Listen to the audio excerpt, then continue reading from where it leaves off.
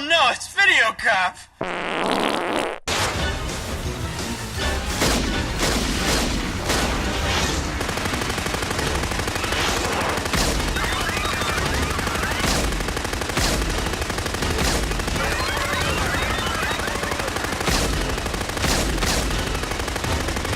And here we are for part 3. If you're watching this and you haven't already seen parts 1 and 2 of this review, I highly suggest that you do that. But hey, if not, feel free to live dangerously and continue on. We last left off seeing Jesse's sister growing up in 2006 from the confusing timeline of time travel events. Isaiah, Jesse, and Annie head towards the time warp and have to fight off a bunch of bad guys.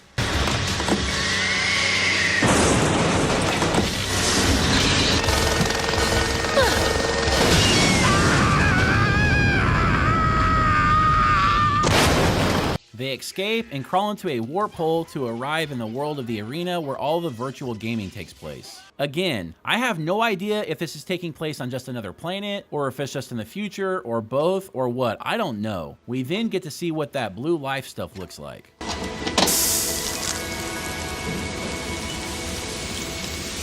This is a prime example of mid-90s CGI. Apparently the people in this world take that stuff, which they call life extender, in order to reverse aging. But once you take it, you can't stop taking it or else you will age so quickly you turn into dust. They enter the arena and Jesse sees his mom for the first time in a long time, and he doesn't even bother to yell out at her in excitement. Oh my God, it's my mom.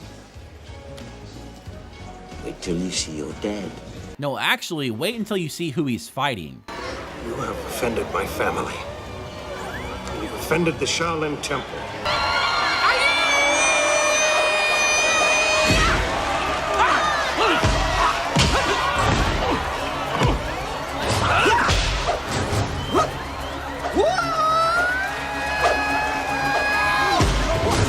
This time fighting off some acrobatic mime-looking characters. It's a wacky fight scene, but still decent. In fact, he is again apparently being controlled by his wife Evelyn as he was early in the movie. Even though I still don't understand how Evelyn is controlling the dad in that old west town, because that was some sort of time travel video game situation or something.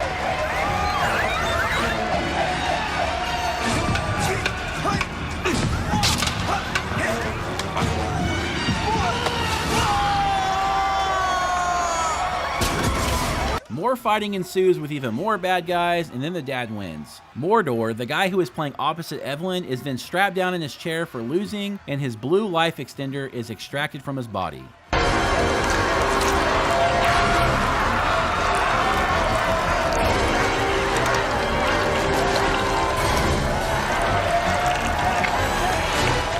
Next, the chairman tells Jesse that there's 3 portals behind 3 different paintings behind him. One leads to his dad, one leads to his sister, and one leads to the kitchen of the White House in 2006 before the nuclear destruction of Earth happens. Okay, cool. One leads to his dad and sister, but which version of them? We have seen so many renditions and time periods, so like, what? The chairman offers Jesse the chance to go back in time to his original life after the nuclear destruction, or he can play the chairman in the game and have the chance to go back to the White House pre-destruction and reverse the events. Jesse agrees. Here we are, nearing the end of the grand finale of TimeMaster. What kind of game should they play? We have seen an Old West shootout and some fight scenes with mimes and swords, so what's next?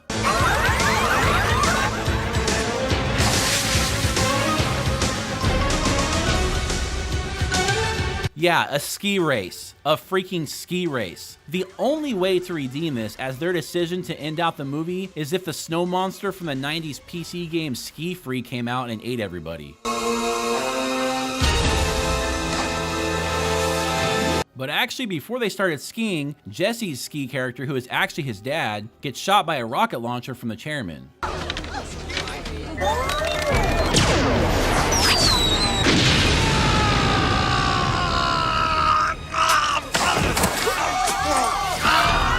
Then the race is on, and it's quite uneventful. They ski around and do random tricks with Jesse trying to escape, and then both of them pull out guns. Why didn't they just pull out the guns like 5 minutes before? Okay, I confess, for all the crap that I've talked about this movie, this one scene redeems the entire movie.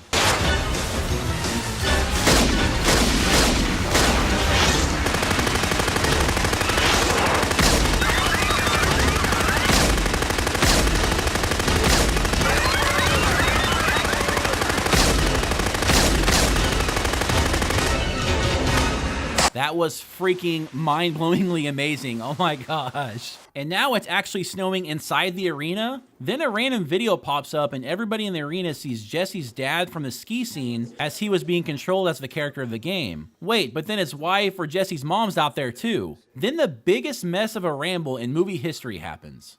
I know that I have to wake up, but I never do. And I know somehow that I'm not dreaming, but I keep hoping that I am because, well, it must be. That someday, somehow, I'll wake up. Do you know what it's like to bounce from one nightmare to another? Be scared, no one to turn to because what you know is happening can't be happening. So it's not happening. But it is. The only person who's not trying to kill you is only face I sometimes see when I look up into the sky. Did anybody catch that? What? Jesse and Annie then enter the White House time warp and another epic kill happens.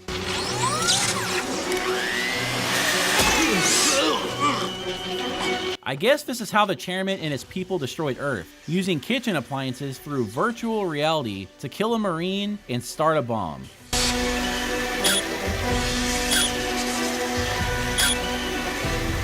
But the real question is, why was there a nuclear bomb briefcase there in the first place? Then Jesse saves the day.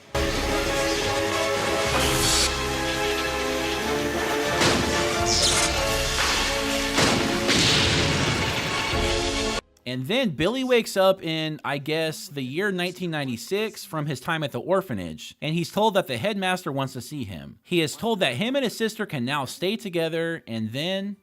Dad, can I go outside and play? This is my daughter, Annie. Annie, this is Jesse and his sister, Veronica. Hi. Okay. The movie ends with Jesse going back to Isaiah's science lab room, reading a note left behind that really isn't relevant. Then Annie shows up and they walk out of the room holding hands. And that's the end. We don't even see Jesse and his sister unite back with their parents. What? Okay, so here's what I've concluded after digesting all of this. The original opening scene was a mistake. If it took place in 2006, then they should have used a different, older Jesse actor and the older Veronica if this all took place in 2006. Because when we then see Jesse at the age he is in the whole movie at the orphanage, it takes place in 1996. So I'm guessing that in all of this, they were adopted by the parents we know in the movie that year, and 10 years later is when they are grown up. And then the nuclear post-apocalyptic destruction happens. But wait a minute, who are his real parents then? Because in one of the orphanage scenes, Jesse was talking about seeing his parents in his dreams. So which parents? The ones that didn't adopt him yet, or different ones that we never saw? Oh my gosh, never mind. F this movie.